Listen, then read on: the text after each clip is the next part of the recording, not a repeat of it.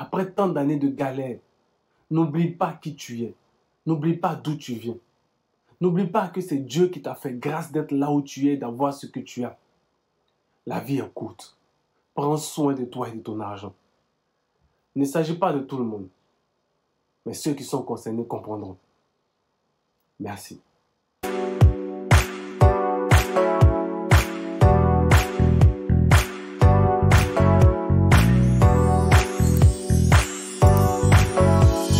Salut les amis. Aujourd'hui, je veux interpeller quelqu'un. Je veux interpeller une personne.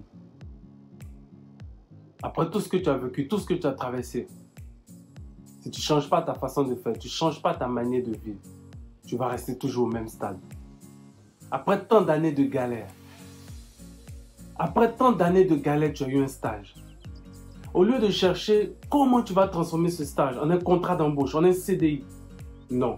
Tu utilises ta connexion Internet lorsque tu vas au travail pour aller sur les réseaux sociaux, pour suivre les buzz, les bérets comme on dit en Côte d'Ivoire. Ton habillement même laisse à désirer. Dès qu'il est l'heure, tu es le premier à partir. Tu as oublié quand tu tournais en rond au quartier. Tu as oublié quand tu suppliais les tontons, les tantis de te donner ta chance. Si tu veux qu'on te garde à la fin de ton stage, apprends à faire plus que ce qui est demandé, c'est-à-dire être indispensable. Tu dois devenir force de proposition.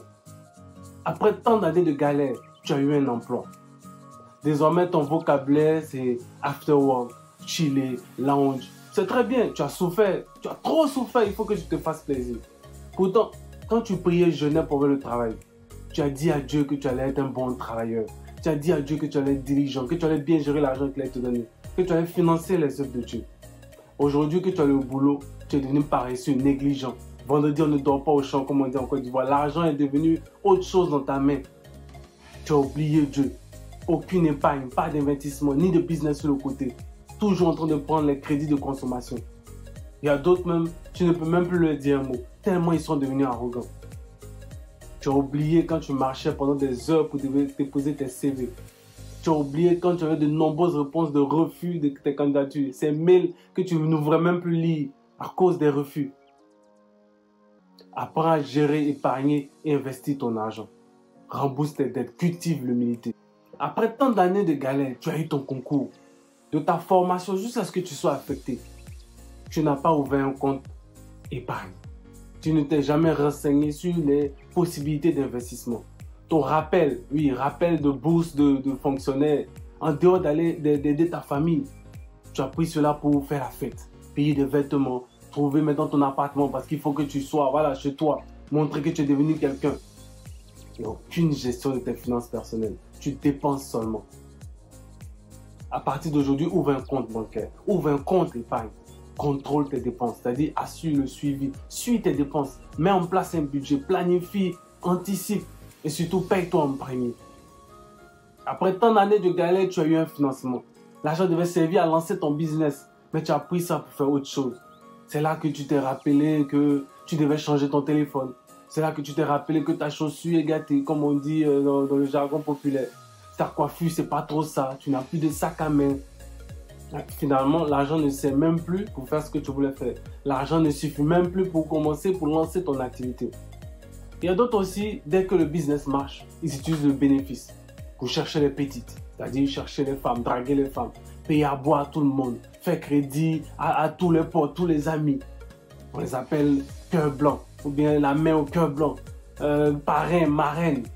Et finalement, il n'y a pas grand-chose dans la caisse.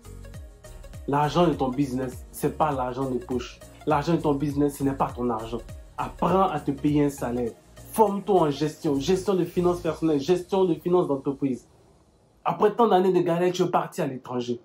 Tu as eu la chance d'avoir un visa pour étudier à l'étranger. Quelle chance!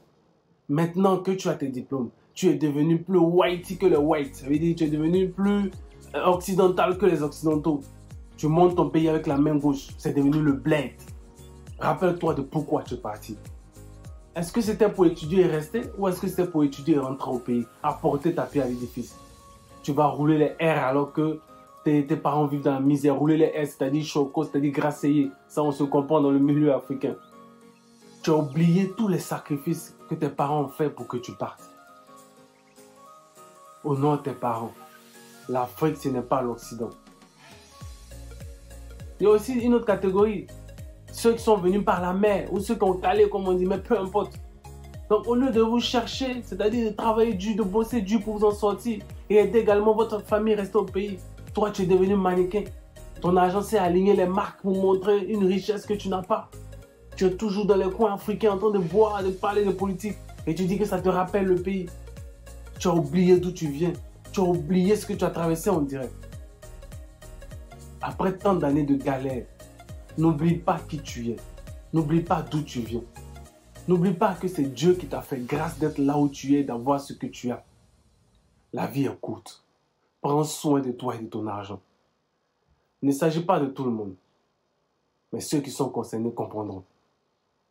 Merci.